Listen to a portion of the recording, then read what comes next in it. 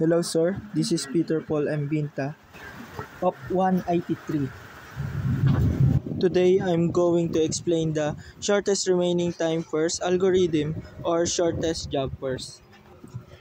Shortest remaining time first algorithm is also known as shorter job next or SJN. Shorter job first is an algorithm in which the process having the smallest execution time is chosen for the next execution.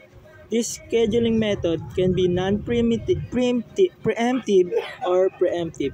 Shortest remaining time first, it significantly reduces the average waiting time for other process awaiting execution. In shortest job first, ang inuuna niya ay yung pinaka may mababang burst time. Dito sa baba, may example table ako. Process, arrival time, and burst time. Example, process 1 may arrival time na 0. Burst time ng 6.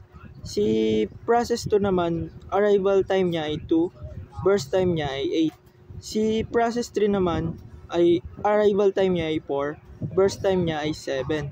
Si process 4 naman ay arrival time niya ay 6 at yung burst time niya ay 3.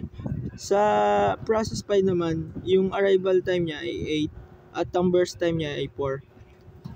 Si process 1, mag-move siya ng 6 kasi ang burst time niya ay 6. Madadaanan niya si process 2 at process 3. Dahil si process 1 ay may burst time na 6, mauuna siya kaysa kaila process 2 at process 3. Kasi si process 2 ay may 8 burst time, si process 3 naman ay may 7 burst time. Ngayon, madadaanan niya si process 4 na may burst time na 3. Ngayon, siya naman ang susunod kay process 1 kasi mas mababa ang process 4 kaysa kay process 2 at process 3. Magmo-move si process 4 ng 3. Ngayon, madadaanan niya si process 5